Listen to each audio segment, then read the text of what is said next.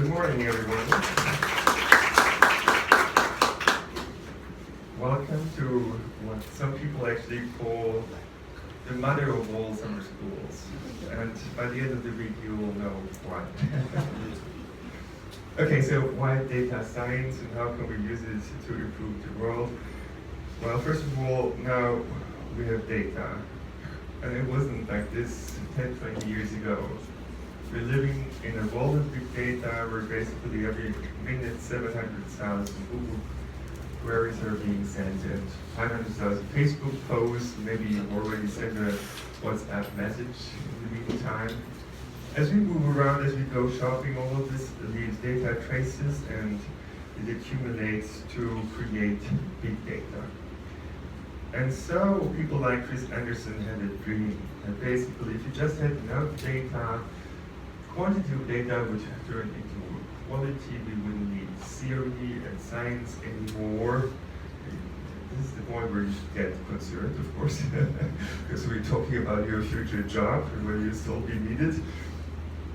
And anyway, the result was that secret services and also companies have been collecting data like that, right? The hope was, or the idea was, that now we could basically see what is wrong in the world and see where the system is broken and fix it. In the first moment, that sounds very plausible, I guess, and people like Stephen Wolfram even said humans are more predictable than elementary particles. Would like to contest this, or do you agree? I don't see so much agreement, but also nobody who is really challenging this can challenge it. It's just Stephen Wolfram, yeah? Even we might be made of particles, so that's a more complex system than Okay. So more predictable than elementary particles. So certainly the military had the idea to build something like a prediction machine. A crystal ball that would see what's going on in the world, and then using predictive analytics, one would see what would happen in the future. But it's not only a prediction machine, it's also a control machine, which is to control your behavior, because otherwise it will mess up the prediction, and this is not what the military usually likes. So how do you feel about being digitally controlled? You haven't even noticed it, right? Yeah. I'll come back to this maybe later on. So, but not only is there big data, there is also an AI revolution. You have a steep increase in the capacity of artificial intelligence, and some people think we would have basically superhuman AI in a couple of years. So, some people say 5 years, some people say 40 years. Some people say, oh, the military has it already. Hard to say, but then the question is really, what does it mean for science? What does it mean for society? Is data the new oil? Is AI the new motor? Or is it too simple to say this? Any ideas? No? It's still early in the morning, right? Yeah. I think it has shown already that data is the new oil, given the new companies are making a lot of money on data. So. Yeah, that's certainly true. Big IT companies are making maybe more money on data than oil companies were making on oil. Okay, but how to connect the dots? It's less easy, right? So you have all the data measured, whatever is all the data in your case, and then it turns out you can connect the dots in different ways. And actually, also for machine learning, it's not so easy to determine what is actually the pattern behind it. So in the coming computer simulation, I'm showing you the attempt to match the data points with machine learning. It's an infinity sign that needs to be matched, but there's noise in the data, because every measurement is noisy, right? And we'll see what happens. Oh, where's the infinity sign? So depending on the size of noise, you would get something else, right? And we always assume that machine learning would converge, but that's actually not so sure. Because a lot of data follow power laws, and power laws are a nightmare for machine learning, right? Could mess up your entire machine learning procedure. Next thing is, there is the problem of overfitting, right? Before we had maybe the problem of underfitting, now we have a hell lot of data, and you would think, okay, let just the data speak and that's it. No, actually it's not so easy. Sometimes you wouldn't see the trees for the forest. So you shouldn't basically take too many model parameters, otherwise you get these kind of things, and you're basically fitting noise. They mean meaningless stuff. So you need to be careful.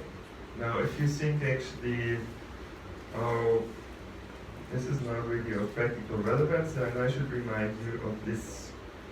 23andMe came up with a test of your DNA. You can still do that, but for some time it was actually taken off the market. And so the question is why? Why? Yeah. Well, I don't know why.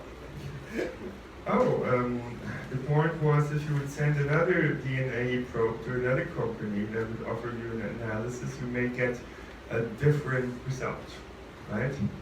So, and you should be aware that in this analysis it would say, okay, who are your likely ancestors, you know, how much of your genes are from Asia, Africa, and so on.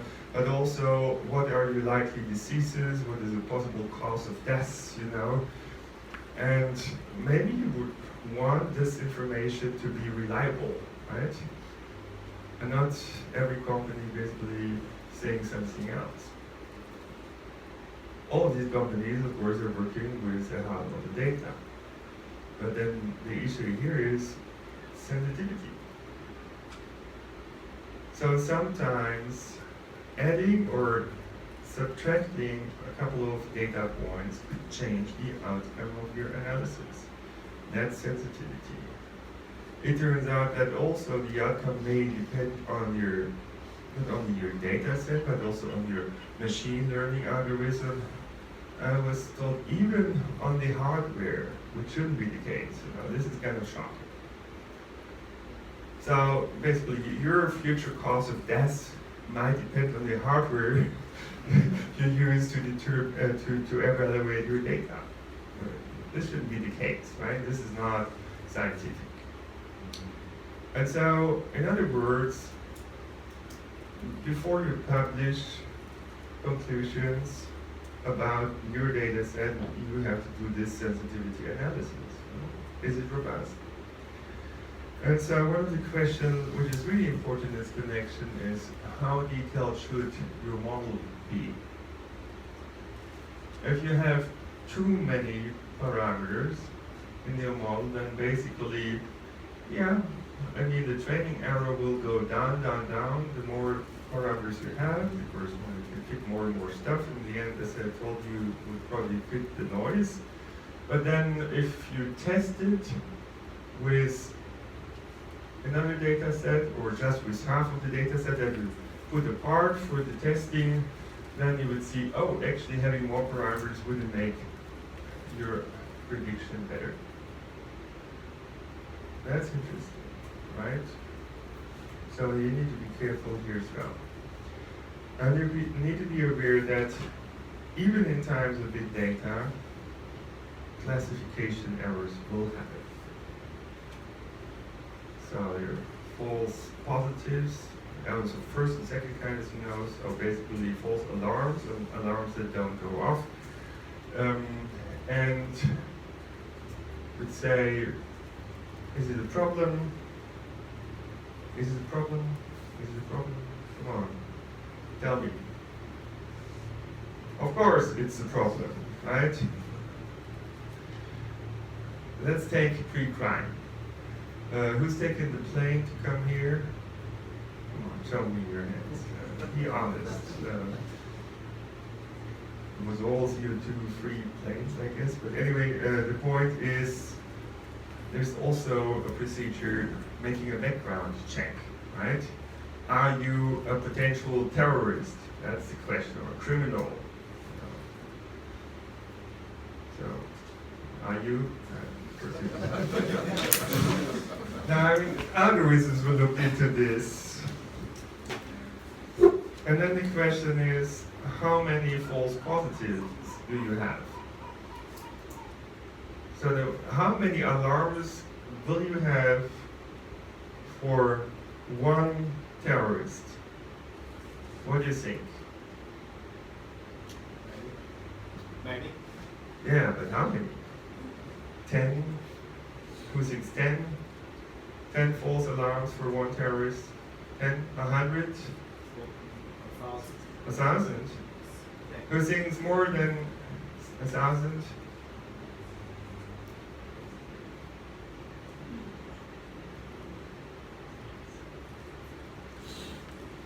Yeah, so this article claims it's 100,000.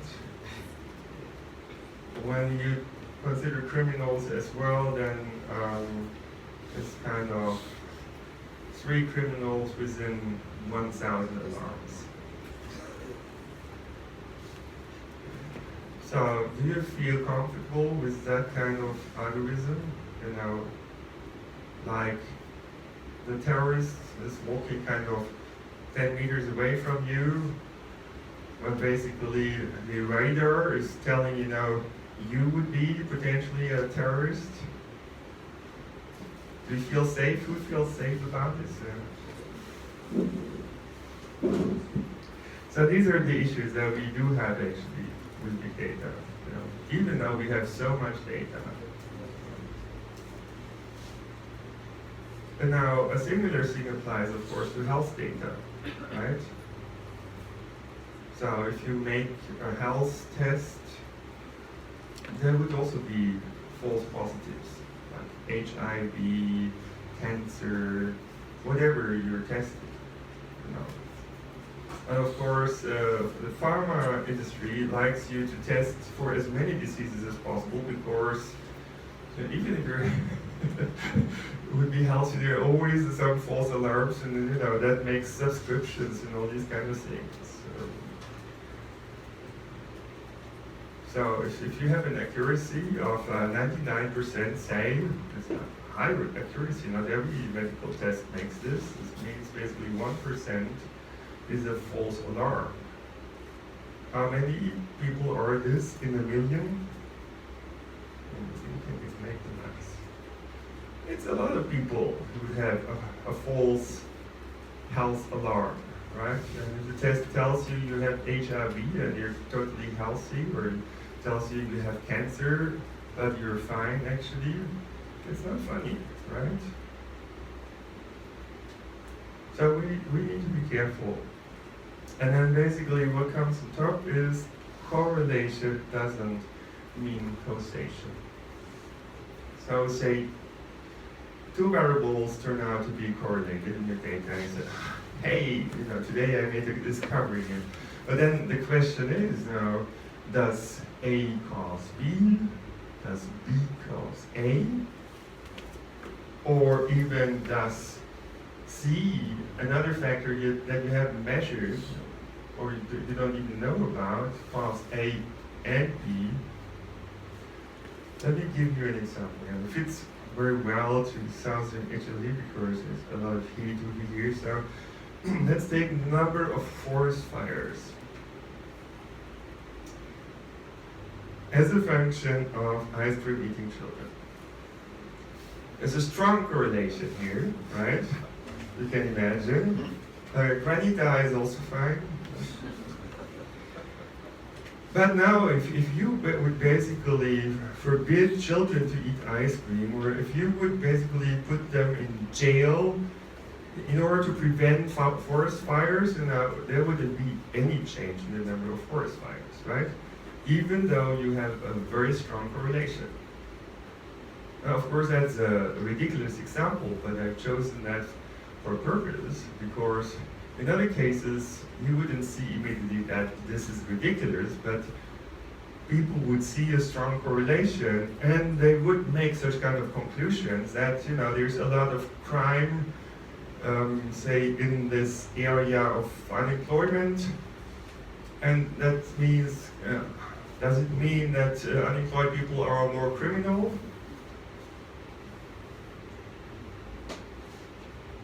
You saw that too, huh? Be careful, it's the very same argument that this thing,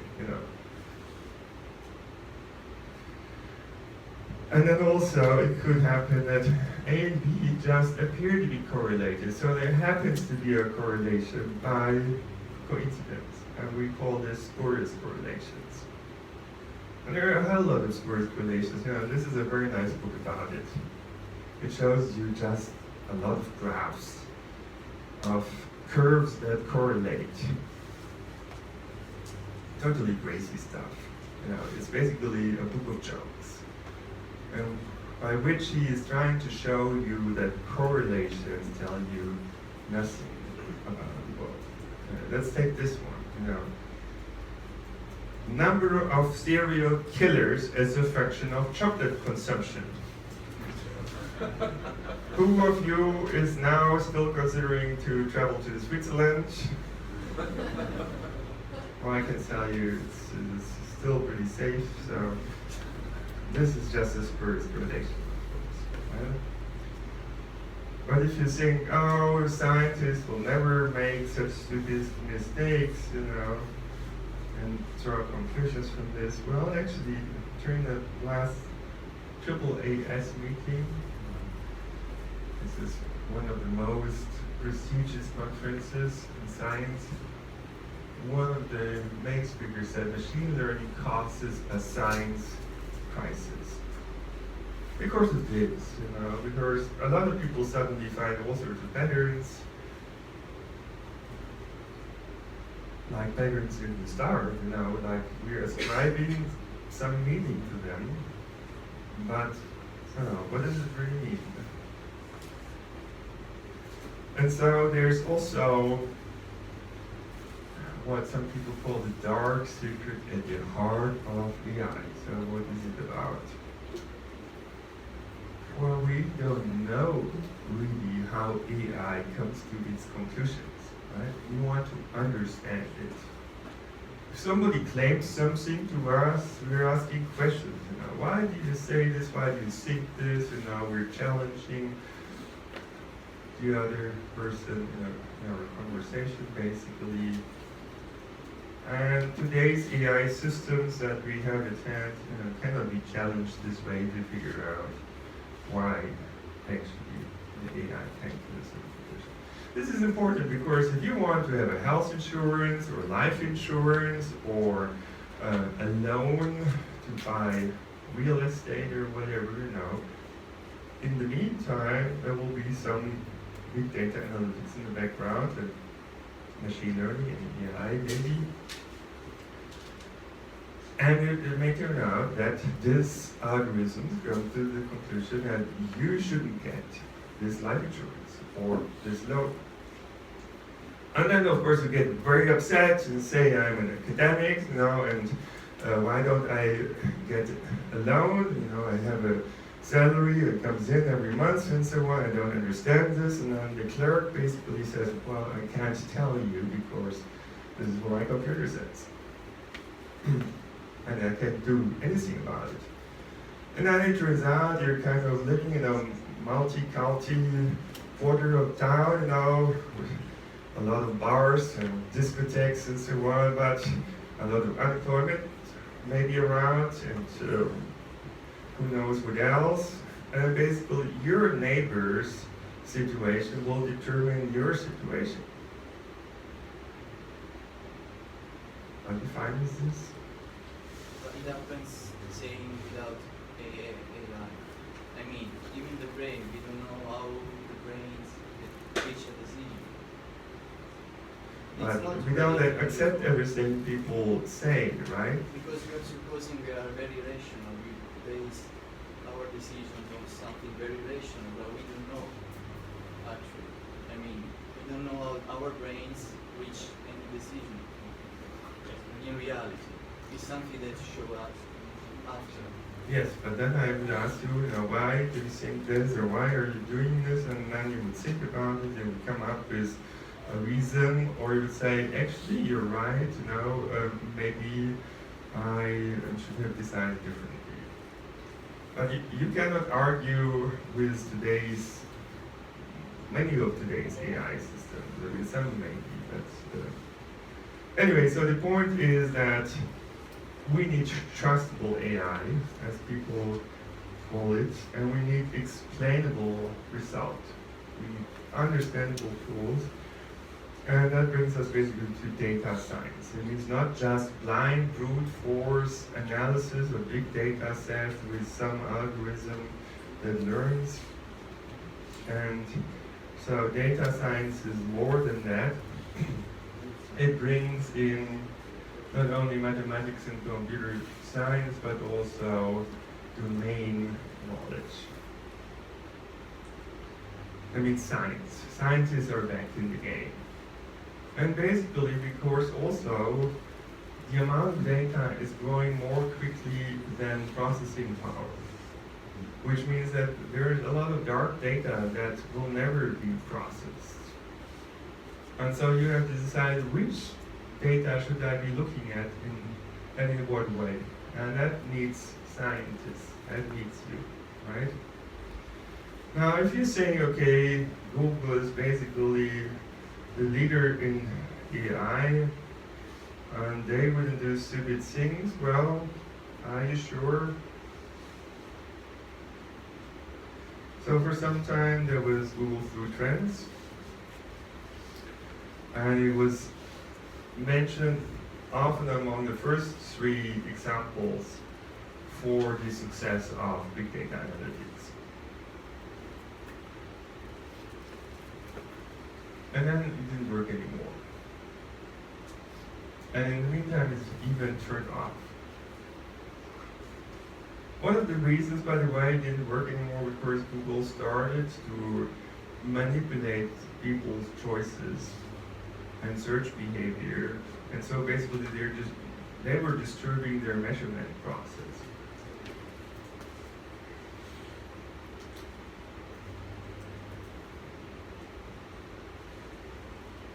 And of course, that advertisement is using AI. It's highly personalized in the meantime.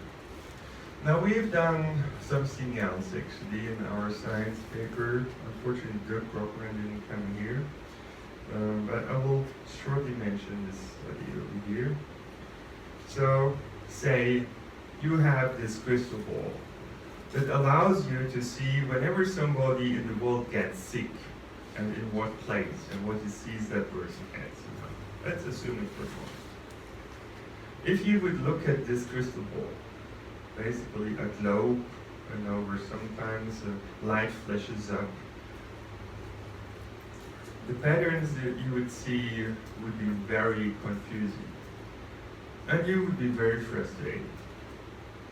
Because you would think there should be a logic behind it, And why is it so chaotic? I mean, you see a very wide scattering of data over here, right? Not a good correlation, not even a correlation, no. Not to talk even about causality, right? Do you have any idea why we have this mess? It's because of you. Of course, you're taking the plane, fly to some other place. Maybe you have a cold or a flu or whatever, and then you're exporting that disease to another country, right? So we don't have anymore a situation where we have a diffusive spread of diseases, as we had it at times of the Black Death centuries ago. But instead we have this kind of situation over here. And it starts the same in the beginning, but then there are jumps to other places, and they're much faster spreading and much less predictable if you look at this in a spatial temporal way. See?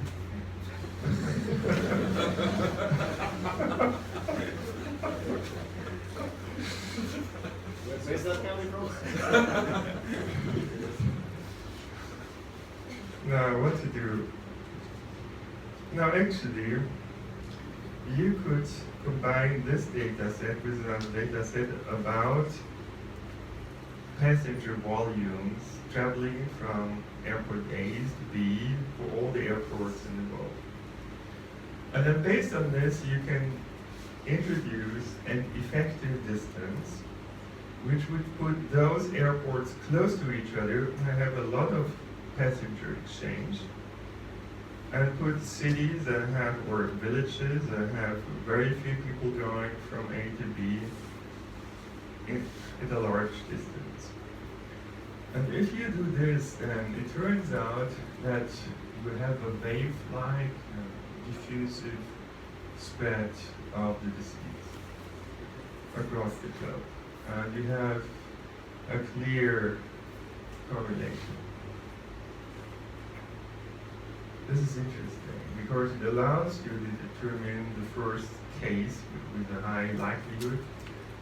Basically, you look at this spreading pattern, putting any of the airports in the center and look at the pattern that is most circular, and basically that identifies the likely source of that disease. On the other hand, you can calculate that forward and basically anticipate how the flu or whatever disease would spread. And that basically allows you to take proactive measures. It's spread already over here.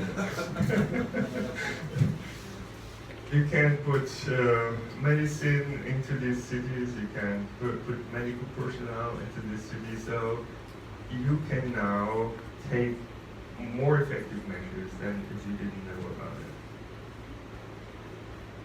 So I would call this data science. So it's not just taking a data set and running some machine learning on this and see what comes out, but hey, here you're thinking about the process and what you know about the science behind the spreading, and then you get the right kind of data sets and you combine them, and there's some model building also on the way.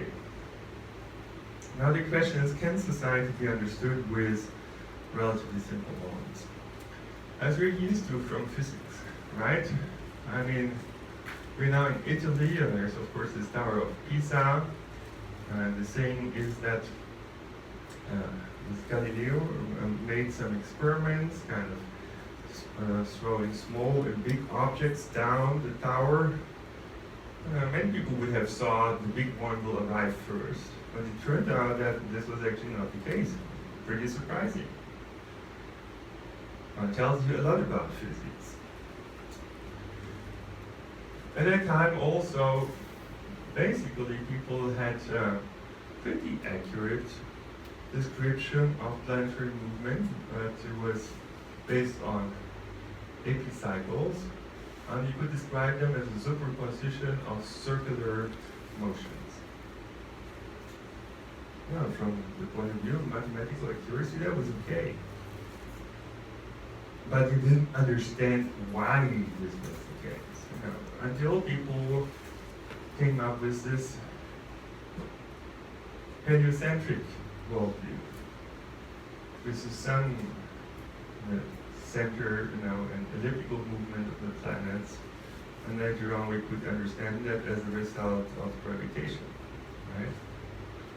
Now we can say, okay, we understand this, we understand what's behind those data. Can we also do that in the social sciences?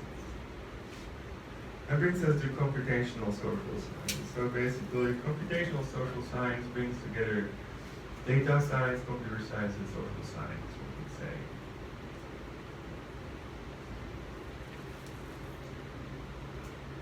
Okay.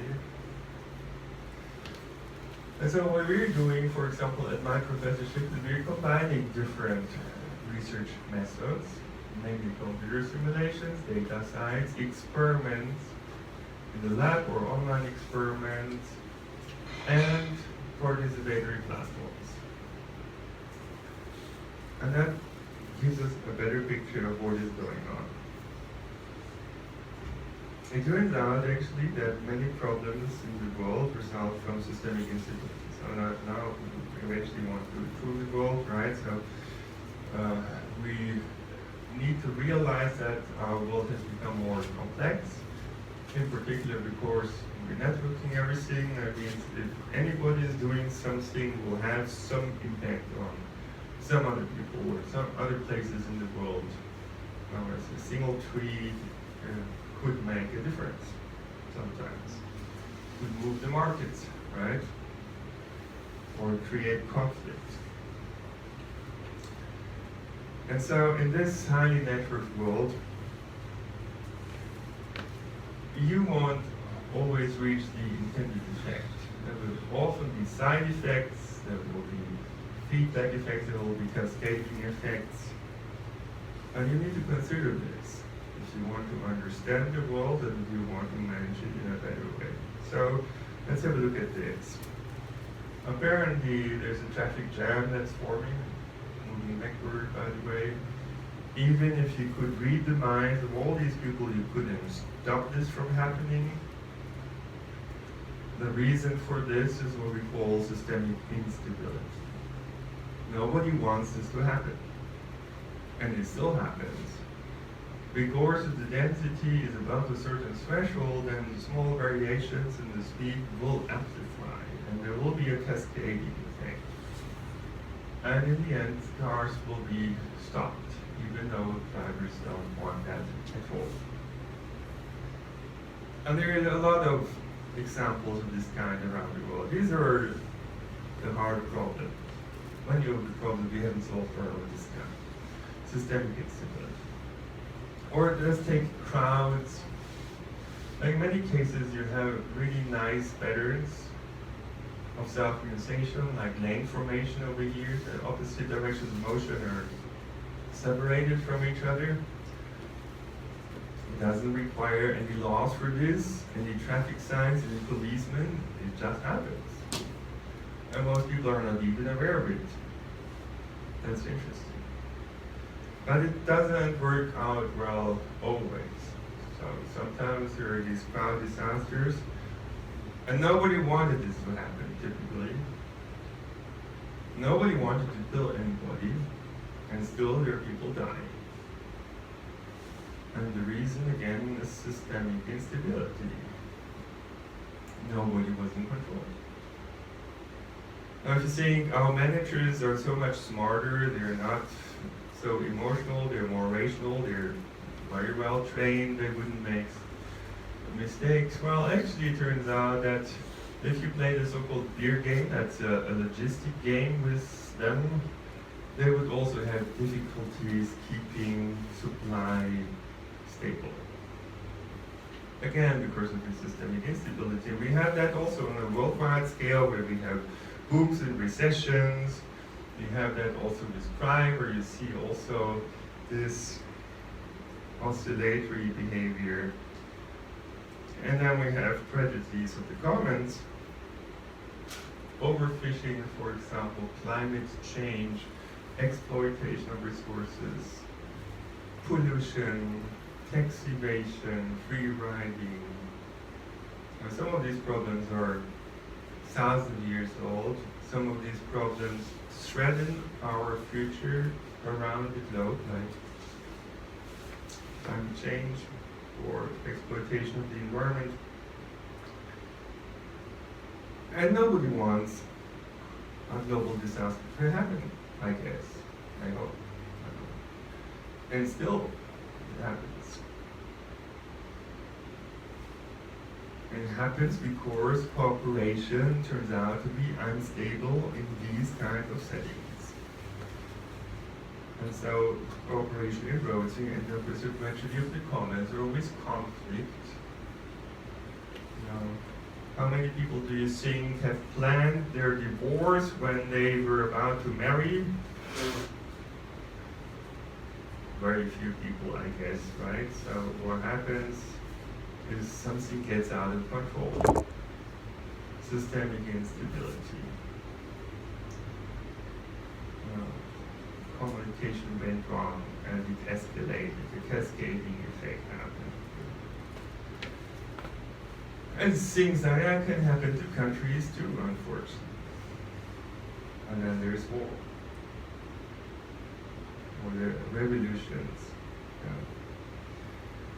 And so many of these cascading effects can be imagined to happen in this way, when there's a small perturbation. Sometimes this perturbation can be arbitrarily small, but then eventually it messes up the entire system.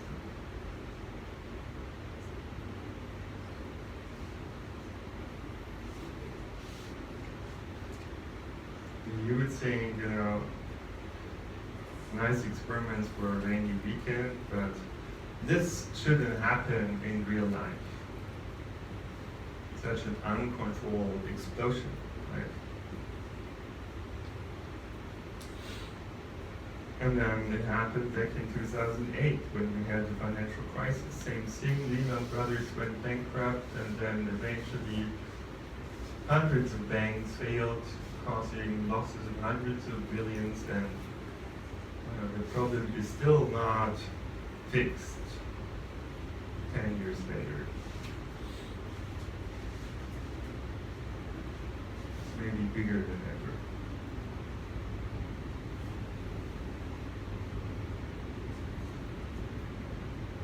ever. Okay, so we certainly need to understand better how complex systems work and how they should be designed and operated, right? Okay, let's go back to pedestrians. I mentioned this lane formation phenomenon. It's really a nice thing.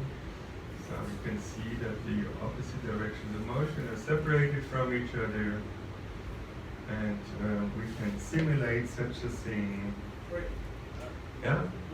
In England, they do the opposite directions of the lanes. Yeah, in Japan for sure. In England, there's kind of contradictory evidence, I would say. In Oxford Street, people are walking on the right-hand side. That's what I figured out. But there are a lot of tourists in Oxford Street, so it's hard to say what that's representing. Anyway, so here is the computer simulation, and basically reproduces the finding very nicely. And how do we do this? Well, we're using, that was also something that was out of control. We're using a social force model, as we say. Two equations, an equation of motion, basically saying that the change of location with time is given by the speed, not very surprisingly. But then the question, how does the speed change in time? That means, how does the acceleration equation look like? And the assumption was that we can basically compose it from different forces that describe different motivations and effects, like a driving force describing that businesses would want to adjust their actual speed to a desired speed and desired direction of motion. It would take some time. And there would be interactions between pedestrians alpha and beta, and interactions with walls. And to specify those forces and add them up, then you would get a reasonably good approximation of human behavior. In fact, this model produces a lot of the observations that we made qualitatively. And then, one day, camera equipment became so accurate and so cheap that we could start doing, in a sense, scattering experiments. Interaction experiments with hundreds of students. In this case, one moving, one standing, kind of playing the role of an obstacle, and in other cases, two people moving, and so on and so on. And then basically this would be measured. You see the have tennis balls on the shoulders that help make the measurements more accurate. And then you get eventually an empirical force field. We never thought we would experience a time when it would be possible to measure this. So now this is possible. Data rich times.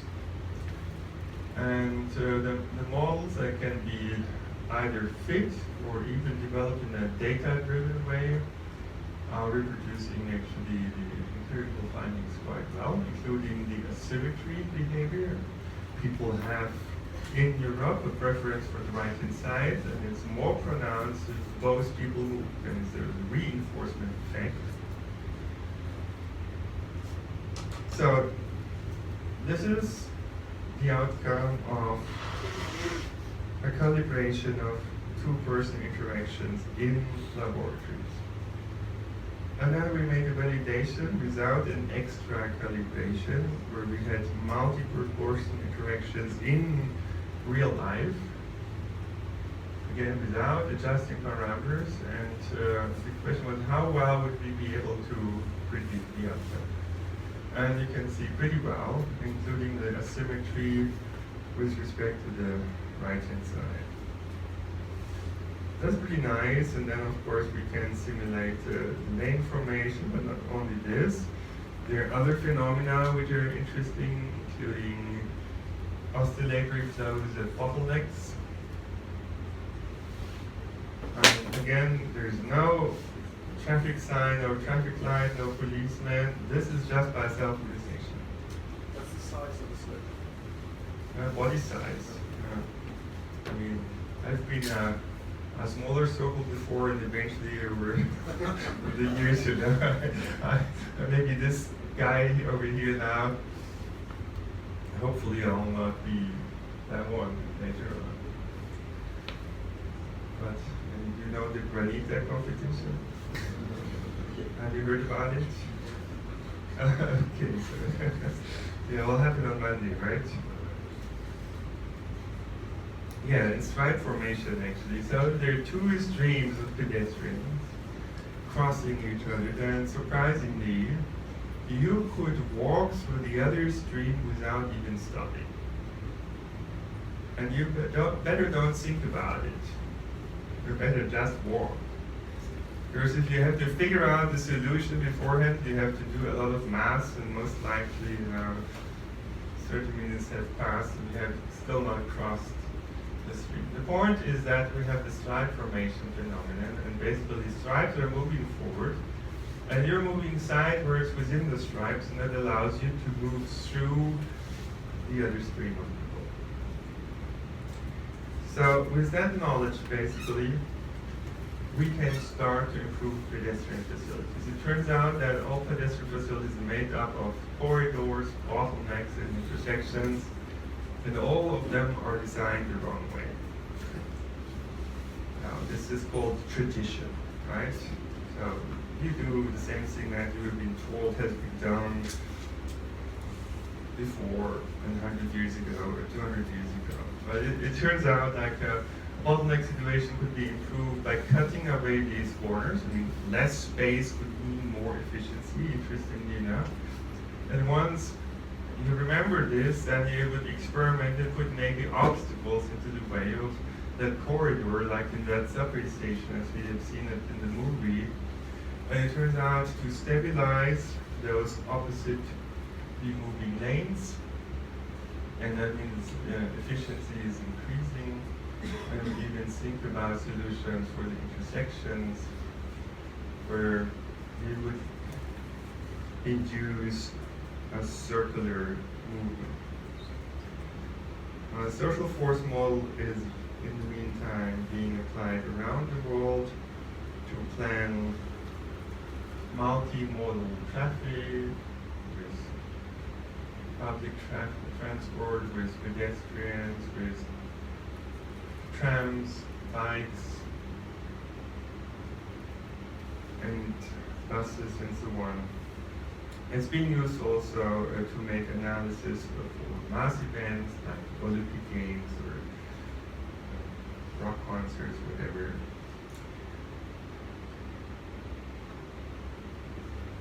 what you need to know is what causes climate disasters. Of course, as we said before, typically nobody wants that to happen. Nobody wants somebody to die. But it still happens typically every year in some place of the world. So we learned a lot in the context of the car disasters that occurred at the Hajj many years back. So that is the Jamra Bridge in Mina, a few kilometers from Mecca, a tent city over here where the pilgrims sleep. And you can see 3 pillars. These are representing the temptation by the devil. Of course, you should resist that temptation, and to demonstrate that, you're throwing several little stones against the pillars, so-called pebbles, to demonstrate you're fighting the devil, you're fighting the temptation. But if 3 million people do that in a day, it gets very crowded. Even though this is 80 meters in diameter, that's 40 meters.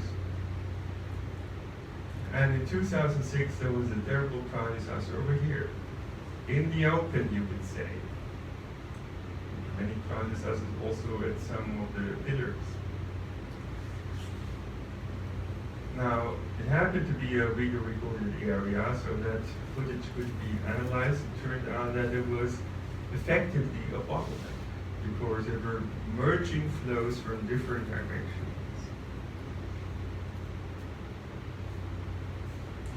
And then, when my PhD student was scanning through the videos, hours of videos, he said, I don't see anything in here.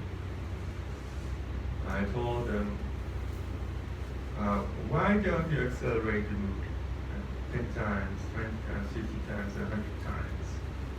And so he did this and said, oh, I found something, And it was really a huge surprise, because we found that it was a sudden transition to stop-and-go waves at some point in time. At that time, people were not aware that stop-and-go waves could occur in pedestrian flows. So here's a movie showing this. So there was a phase transition. And moreover, there was a second phase transition half an hour later.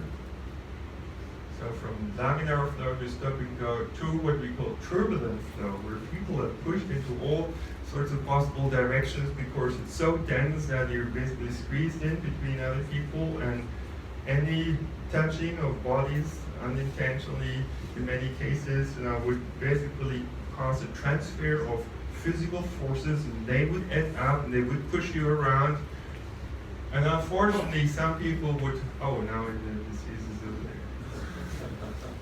Unfortunately, that turbulence would make people stumble and fall on the floor, on the street, and other people falling on top. And this is how the ground disaster actually happens. And so we can see it, a lot of pushing, and so no wonder some people will falling and other people will falling on top. And hundreds of people were dying. Very sad. So this couldn't stay the way it was. And so they built a new Jamra bridge with more capacity, which also separated flows coming from different areas. And flow directions, I mean basically the entire area was reorganized with unidirectional flow towards the Jamra bridge and back. There was a flow monitoring, there was a scheduling of pilgrim groups, and many more things that have basically done in order to improve the safety. And this situation has changed toward a much more orderly situation, there were less delays, and so basically also a reduced density in the flow, because people wouldn't spend so much time getting towards the Jamra bridge and back. So here, emergency vehicles couldn't reach people in need. Things have dramatically changed since then to the better. Now also we'll be looking into traffic. Like, how much time do I still have? About 35 minutes. Half an hour plus question. Okay. So one of the subjects that we're working on was traffic flows. And these are empirical data over here. You see pretty complex patterns, and actually, to be honest, had we seen those patterns when we started to do traffic modeling, I would probably have decided, oh, maybe I should better choose another subject. But it was too late. Of course, we had models, and then later on we got access to data, and it was a matter of honor, to show that our models were able actually to understand and to describe those patterns. So, what did we do? Now, the approach was very similar actually to the approach of physics. Okay.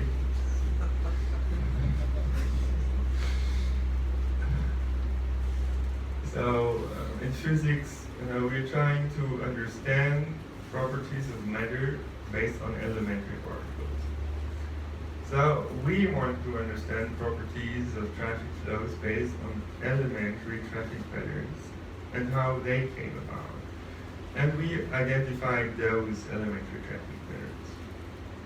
So, there's a moving localized cluster, the pink localized cluster, which is at a certain location of the freeway. There would be oscillatory congested traffic patterns. There would be, this is the thing, there would be stop and go ways, and there would be homogeneous congested traffic. And this is what we get actually with a number of traffic models we've been working with. Is we vary the flows, the inflows to the freeway, but also the inflows primarily to the ramp. And so this is a pretty simple model with one kind of vehicles only, not cars and trucks, because that makes things more complicated. So the simplest possible simulation with an odd ramp where cars can basically join the freeway. And you see, again, the moving localized cluster, the pink localized clusters, oscillator congested traffic, stop and go ways, homogeneous congested traffic. That's nice. And in particular, we found these patterns before we had the data, so it was even predictive to some extent. And it will turn out even more predictive than we could hope. So one of the models that's being used in order to understand and reproduce those patterns is the intelligent driver model, IDM. And it has, again, an equation of motion and an acceleration equation. And the acceleration equation, again, has an adaptation of the actual speed to the desired speed. And there's nobody in the way, and otherwise there could be braking maneuvers. There's a certain preferred safety distance, and it depends on the speed and relative velocity. It all makes sense, right? And so this kind of models is being used to do the kind of simulation that I showed you before.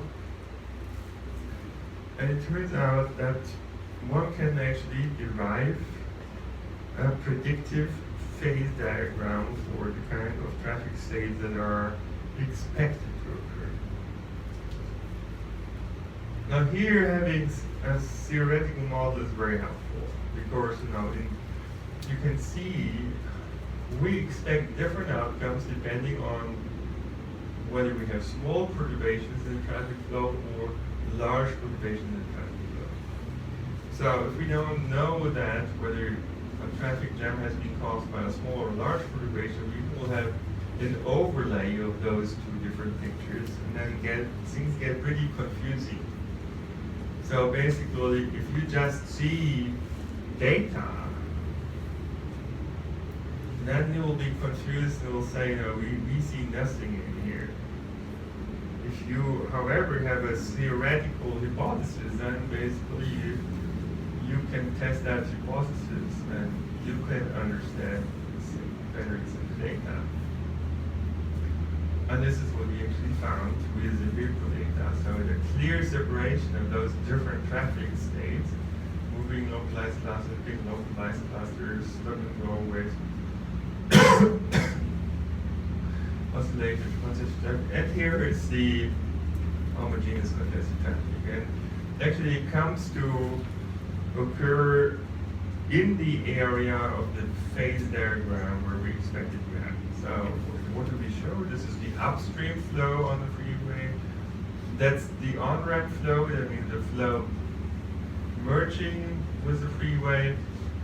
The sum of both is basically traffic volume downstream of the on-ramp.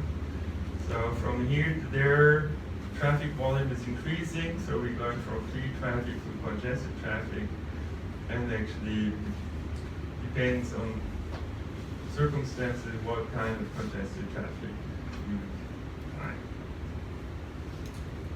And it's even possible to derive this analytical. So that's a pretty powerful theory, nicely confirmed. And in the meantime, we can also predict the extension of traffic jams. As you can see, the white line over here, as compared to the colorful stuff, which is a measurement. And we can predict the delays in travel times. So we can say that something like a traffic physics does exist that allows us to understand the complexity of traffic flows analytically.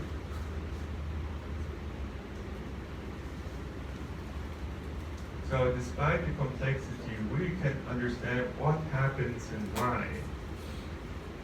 And then of course it would be nice if we could do the final step, like use it to come up with better solutions, right? This is also what we've done.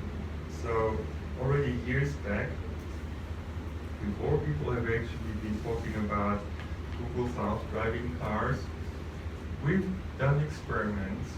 Cars were already starting to get smarter, so they had more and more sensors on board, something that you could call perception. There was inter-vehicle communication between specific vehicles. And so together cars could figure out actually what the traffic state was, maybe call that cognition, and then adaptive choices were made, maybe call that decision making. Drivers would inform about the situation and so on. And it was tested on freeways and elsewhere, and was working pretty well. So the main point over here was that what we did was not just aimed at improving comfort of driving, as many of the driver assistance systems did, but at collective effect. So we built a traffic assistance system that created something like a social behavior of cars, a social coordination. And so we'll see it in this video. So in the beginning, we simulate the situation as we have it today. Terrible traffic jams, stop and go waves, really annoying. It's, by the way, already anticipation of the coffee break that's coming in a couple of minutes. Actually our accelerometer. Now we get annoyed and we take a helicopter and we'll see here the Swiss Alps and beautiful Swiss Alps. You can see there's an on-ramp, some cars trying to sneak in the freeway. That produces small disruptions in the flow. Those will be amplified and it causes the stop and go traffic. Now, after being sufficiently annoyed, we'll actually turn on the traffic assistance system, and it turns out that it can actually resolve the entire traffic jam. even though the number of cars entering is still the same conditions. The only thing that has changed is that a certain percentage of cars change their behavior, their acceleration behavior, their interaction behavior. We call this mechanism design. So the success principle of this is basically real-time measurement, real-time feedback, change of the interaction mechanism in such a way that the outcome of self-organization would change from an unfavorable state, like stop-and-go traffic, towards a favorable state, which is free traffic flow. So we could say 300 years after the invisible hand was incepted by Adam Smith, for example, the Internet of Things can make it work. Of course, it needs measurement sensors that measure distances and relative velocity. So the Internet of Things can make a big difference. That's the technology that would allow for self-organizing systems.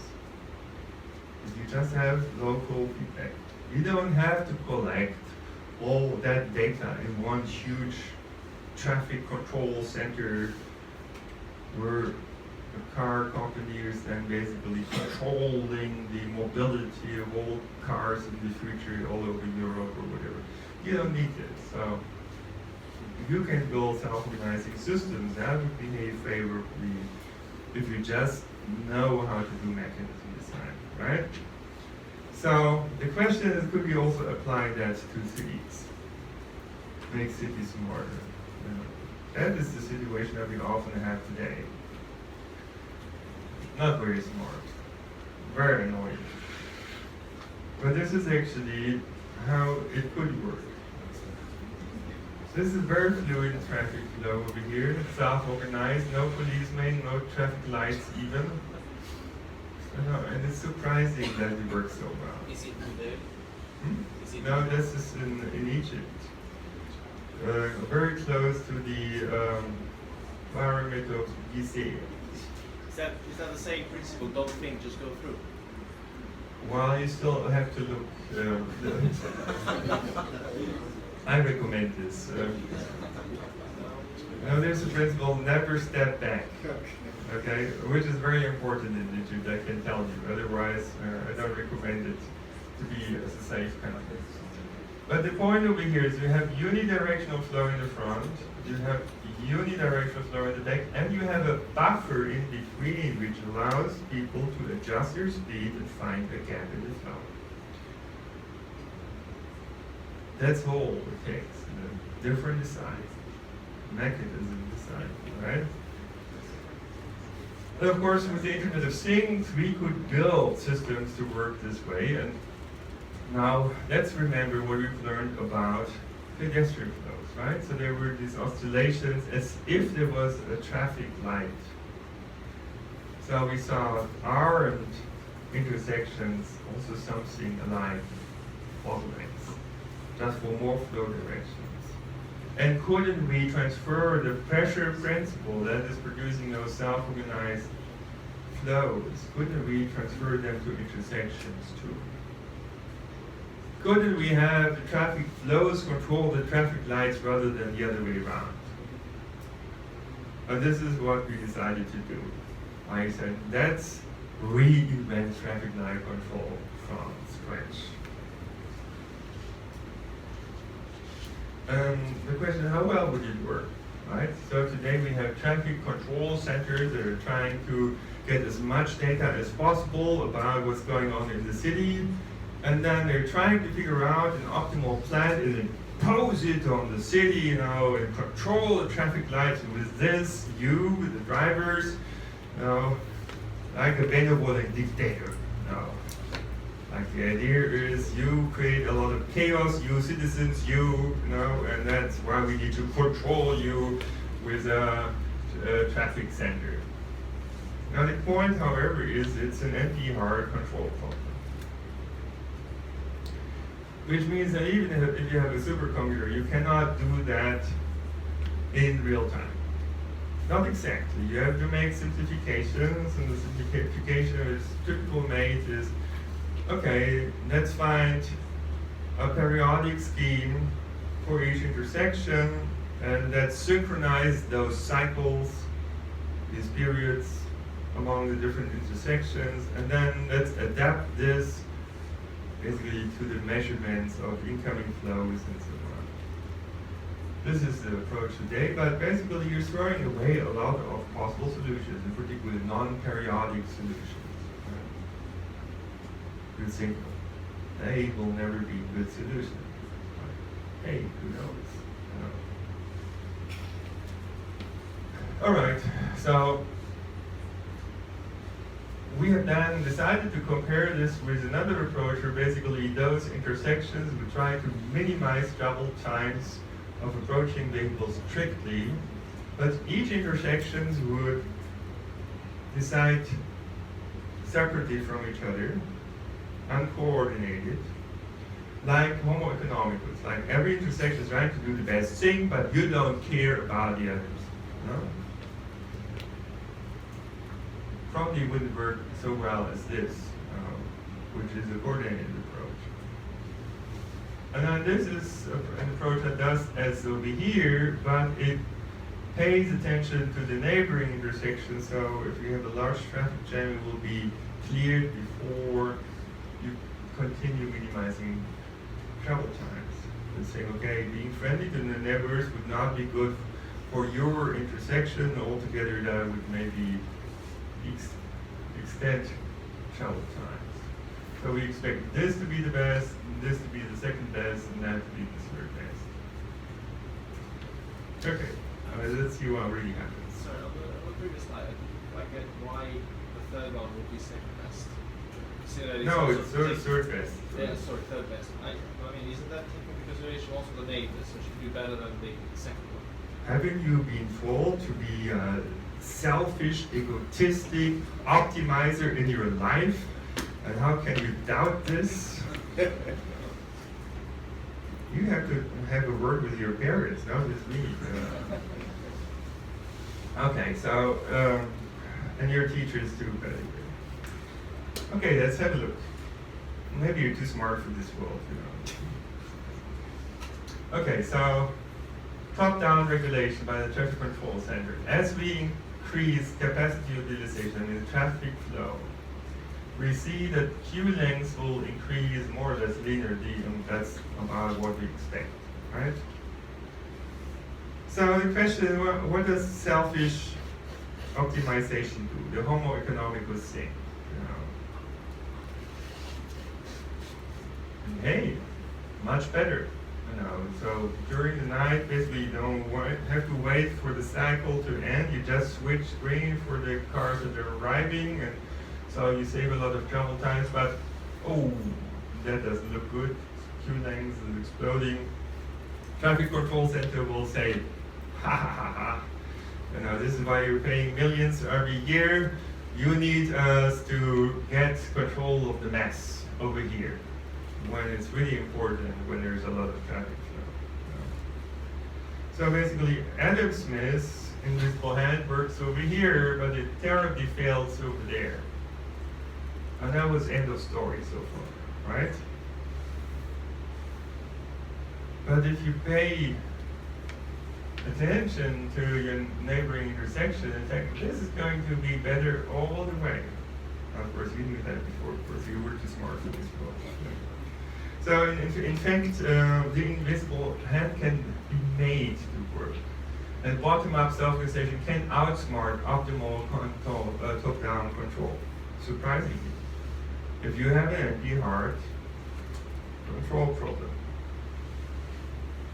I'd say, okay, this is just a computer simulation. How does it really work? In the real world, where you have much more complicated road networks, and of course, when we talk to the traffic authority in Dresden, where I worked for some time, then they said, okay, you can have this area because we didn't manage to get a satisfactory solution, even though we paid millions, and here are all the trams and buses that are crossing through this very chaotic street network, and go, here's the data, and show us how smart you are, and don't come back, And then, And then what happens is, while the state-of-the-art control that is producing green waves, and even adaptive ones, is producing this pattern over here, our self-control, where traffic flows, we're controlling traffic lights, we're producing also green waves, but differently looking ones. More adaptive, less regular. But this allows basically to prioritize public transport. So this is the outcome. You can see much better travel times for public transport, but not at the cost of individualized traffic. It's good also for pedestrians and cyclists and for the environment. All right? So this is interesting. Now, how can we scale that up to the entire world? That's now eventually fix the world, okay? And there's an area called game theory, and it looks at interactions between people or companies or countries. And we had in particular this interaction between pedestrians. I had to decide whether to go right or left, and it's called the coordination game, right?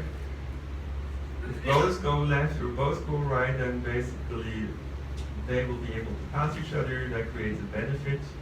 One goes right, the other goes left, and basically they're still standing in front of each other, no benefit. And there is an equation called replicator equation, which is describing how the proportion of people doing one thing versus the other as time goes by. I see there actually is 3 stationary solutions. 50-50, everyone is doing the same thing, or everyone is doing the other thing. And the 50-50 turns out to be unstable. That means after some time, we'll have the self-organization of a behavioral convention where everyone does the same thing. Everyone goes right, like in Europe, or everyone goes left, like in Japan. And now you can basically change this interaction matrix, the payoff matrix, and see what happens. And there's some very interesting games, among them the social dilemma games, and particularly the prisoner's dilemma, where it turns out to be risky to cooperate and tempting not to cooperate, that means to defect. And as a result, people will start trying to cheat you, and you will get angry, and in the end, nobody will be cooperative anymore. I mean, cooperation erodes, and you end up with environmental pollution, overfishing, global warming, pressure use of comments, and so on.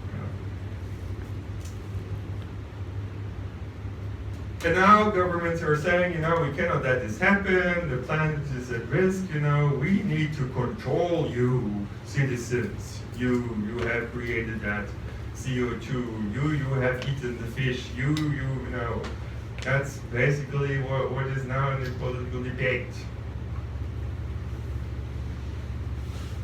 You create a traffic light control center for citizens rather than for traffic lights,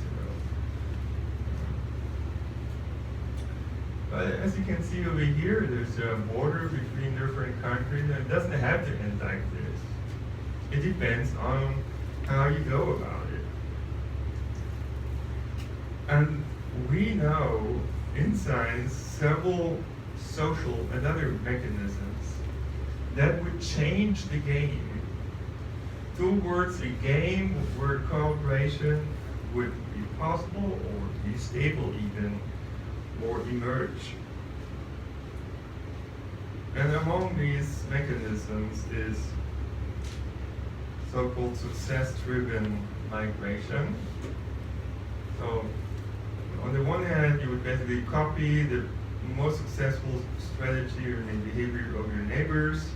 On the other hand, you would look for empty spots in some neighborhood where you expect to have cooperative neighbors.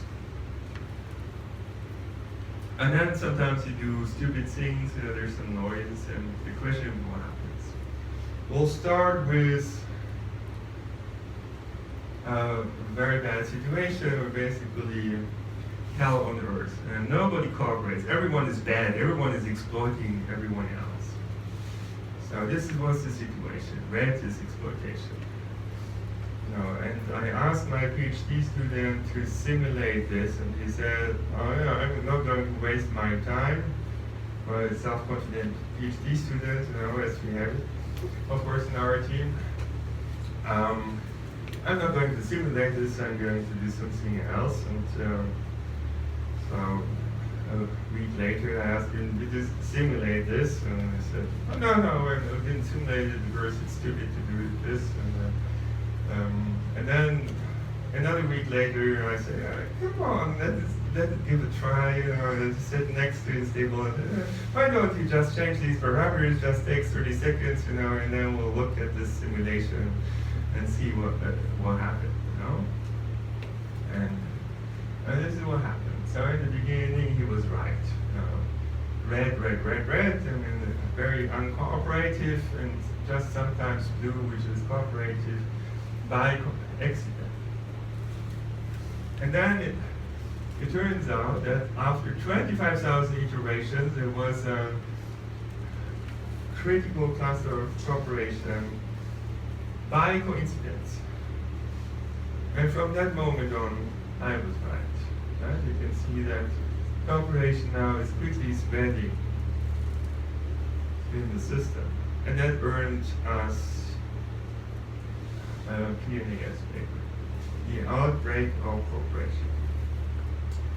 Then I talked to Ernst Fehr, who knows Ernst Fehr over here.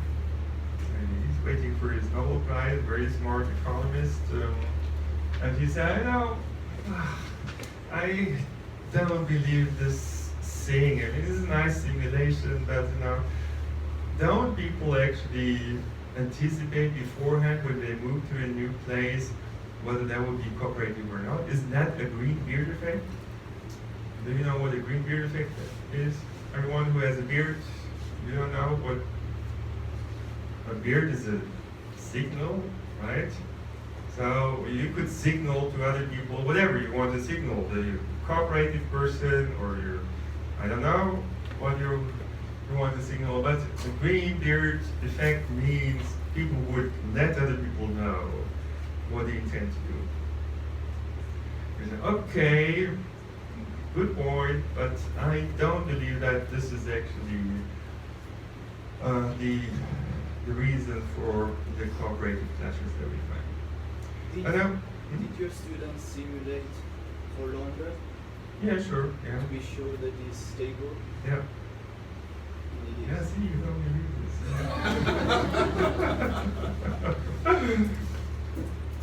So, and then we made an experiment with Charles Efferson and Sonia Vogt from Ernst team, and to be honest, I think they didn't believe that we would find the effect. Okay, so they were kind of the science police. We're basically seeing, Dirk Helbing, okay, now show us what's going to happen here. And they were really nice guys, I should say. And to be honest, we didn't know whether we would find this in a generalized setting where people actually only knew whether a place was occupied or not, but didn't know what behavior these people have shown before. Much more difficult challenge. But it turned out that, in fact, mobility is key to success and will increase payoff and cooperation. That was a very pleasant surprise for everyone, actually. Now, of course, in times of mass migration, this subject of mobility is not a favorable subject, but still we have global warming, right? And so the question is, what else can we do? We have been looking in particular into a social dilemma with more possible strategies, where people could not only cooperate or defect, but also they could cooperate and punish defectors, which would be costly and may need to make an effort, or they would punish others even though they don't cooperate themselves. We call them immoralists, okay? Now, if everyone would interact with everyone else, what happens is the moralists disappear very quickly because they have to pay this punishment cost, and then basically moralists and cooperators stay with defectors. cooperators crowd out the moralists because they have this additional punishment cost. So then in the end, cooperators are just with the defectors, and we know that will end in a tragedy of the commons. It's very tragic, in fact, because the moralists could have defeated the defectors, but the cooperators were crowding them out, you know. They were losing their friends. Because they didn't want to make the punishment effort. Now, let's simulate the very same thing, but in space, where people just interact with their neighbors and decide based on the best neighbor's performance what behavior to show. And then we find this, very surprising. So, in the beginning, 25% of each behavior, then after some time, red dominates. You know, and the newspapers would report, you know, this is going to be the end of the world, the factories are taking over, you know, corporation is disappearing, and so on and so on. But hey, after some time, then there's a lot of blue, and in the end, green is dominating, surprisingly. Which means those people who are cooperative and they would be ready to punish the non-cooperative ones. Here's actually a simulation for those who'd like to see it. You know, and the point is, what makes all the difference is that we have these clusters. And basically, the moralists are protected from the cooperators by the defectors. The defectors will crowd out the cooperators, but the moralists can defeat the defectors. But these are short-range interactions. Short-range interaction makes all the difference. And in fact, you can find a lot more different behaviors, all very interesting. But the point over here is, if you don't assume a representative agent model, which economists are often doing, but if you have local interaction, that could make all the difference. And then, of course, the question, do we have to punish people? You know, these things we need to punish people. Who wants to punish people? You know, it's so nice. You know, of course, we're in southern Italy. And there's yeah, maybe you're right, actually, because it turns out we have compared different kind of mechanisms, and there is a mechanism called altruistic signaling, which appears to be more efficient than costly punishment, right? And then the question, of course, is why are actually humans social?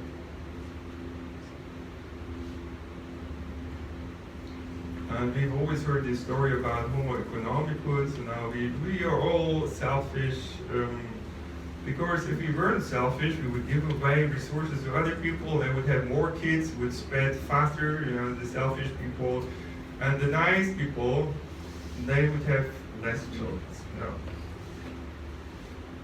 And so, after many generations, basically everyone will be selfish.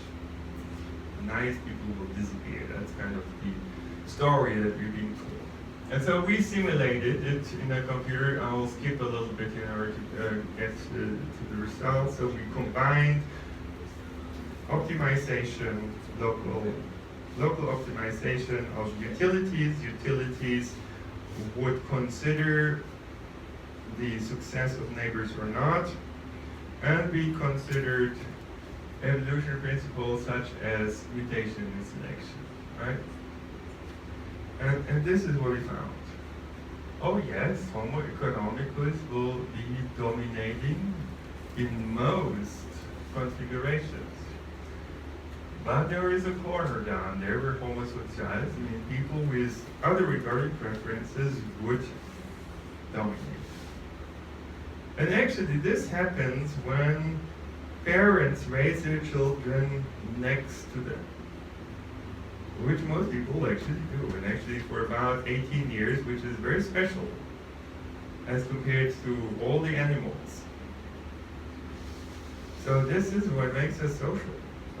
It takes actually many generations, but then there's a sudden outbreak of cooperation, a sudden outbreak of friendliness, after say 50 generations, while before being cooperative will be painful because it will not be successful typically, in the end cooperators are more successful. It's the transition which is the difficult phase, right? So in the beginning in our simulation, nobody is friendly, nobody is cooperative. Eventually, however, we have this distribution of friendliness. And actually, experiments show this too. I mean, there are some selfish people, but most people have some degree of pro-social preferences. Okay, I'll skip this.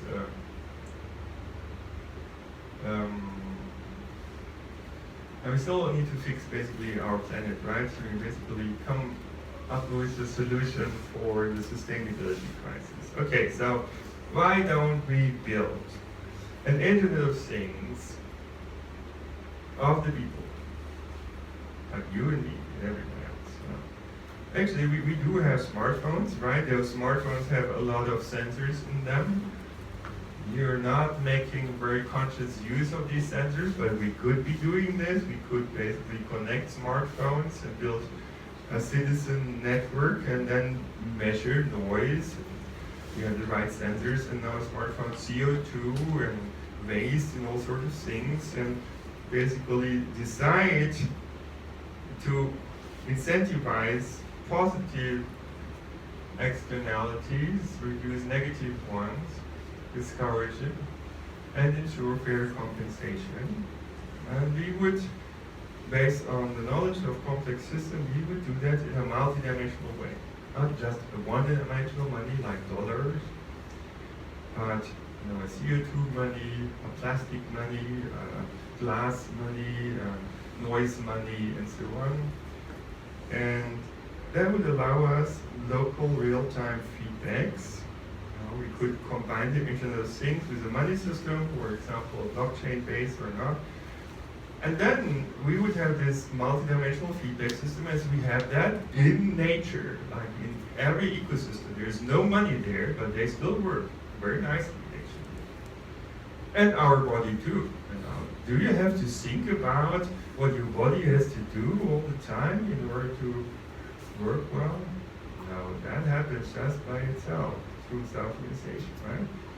But there's not just one quantity like water that matters, but it's carbohydrates, proteins, vitamins, minerals. Right? You cannot replace them by each other. It's a multidimensional feedback system that makes this miracle happen. Why don't we run our economy and society in this way? That works so well. And this is exactly what you're proposing. Introduce new forces in our economy such that there would be a co-evolution towards a circular economy, towards a reuse of resources and a sharing economy, so resources that we have on this planet would be enough for everyone. And a lot of students have actually contributed to this in our blockchain and Internet of Things schools, so very excited young people like you. And we have built a system that we call Finance 4.0 or Fin Plus. A sociological finance system is a mini demonstrator version where basically we create incentives that people would water the plants, or you could also imagine to plant new trees, or whatever would be good for our economy or society could be incentivized in such a way. And so we would have a system that allows people to effectively self-organize and make a contribution to a better future. That's the point. So what I want to say finally is that network effects can make all the difference. And we now experience a transition from a component-dominated worldview to an interaction-dominated world. So the economy could be improved by combinatorial innovation, which needs more information ecosystem. Our society could be improved by collective intelligence and basically combining good ideas of many people. This is what digital democracy should be about. And nature, the state of nature could be improved by a multidimensional real-time feedback system. So the success principles in a complex digital world, I believe, would be co-learning, co-creation, coordination, cooperation, and co-evolution. And finally, I'm showing you a video of hopefully the way our world would evolve, co-evolve over time. We assume here two kinds of people, two ethnicities or two families or two tribes, whatever, dynasties, and they all start red and orange. That means in a non-cooperative way. Blue and turquoise is what we want to see, cooperation. And then the question is, will cooperation eventually emerge, and will people of different ethnicities collaborate? And you see the blue cluster, so there's cooperation, but it's not integrated, right? Here's a green cluster, cooperation, but not integrated. But now eventually, hey, this is actually the kind of world that we're hoping for, right? Where everyone would be willing to cooperate no matter what is your ethnic background. So network minds would emerge that pay attention to nature and pay attention to their neighbors. But And these so are still short-range interactions, right? if you have everyone interact with everyone else, this is going to destroy cooperation in most settings. Or if you have people interact with randomly chosen people, that again will destroy cooperation in many settings. So you're saying if we interact long distance, people, we destroy the cooperation. In a complex world, self-organization would be based on local interactions. If you have everyone interact with everyone else, then basically outsiders will mess with your local coordination and cooperation, will destroy it. So you need to have a modular organization of the world. However you design those modules, but it's not very good if everyone. No, because I'm thinking about the real world, because we interact via social networks, via mail. So maybe this is why we are in this situation. Use this because nobody there can hear you. I mean, in the real world, we interact with long distance interactions, like social networks or emails and something like that. So you think this is the reason why we are in this situation, because of the long distance interactions right now? If I wanted to destroy society, one of the most powerful principles to do it is basically implement the same rules and the same kind of interactions among all the people. Everyone interacts with everyone else, which is of course not realistic to happen, but if or otherwise kind of choose interaction partners randomly and let them interact. So from that point of view, I think what is happening with our current globalization paradigm is very dangerous for cooperation. It's undermining the kind of social dynamics that we'd like to see. It's destroying the stability of today's society. And be it intentionally or not, this is certainly challenging today's society, and we could build a better one actually. And not arguing against global interactions, but there's another graph that I could show you that shows that some local links are beneficial actually for the level of cooperation, but then eventually there's an optimal fraction of long distance connections, and once you go beyond, cooperation goes down. Yeah, exactly, because even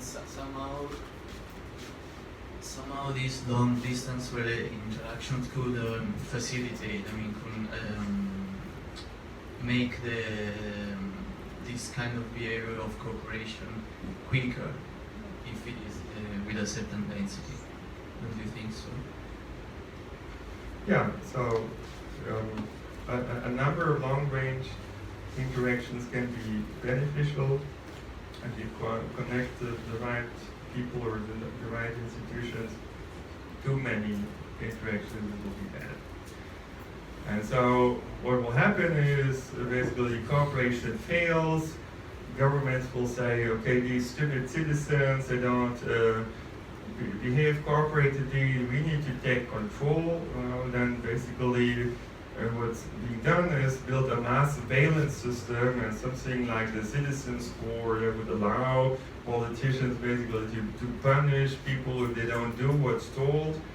And so there's basically big data driven and AI controlled society in the making in order to repair the cooperation that was destroyed in the first place. So what I'm saying is we can build another kind of society that can be highly cooperative and manage their limited resources well based on local self-organization if we build this multidimensional real-time feedback system that I've mentioned in the end.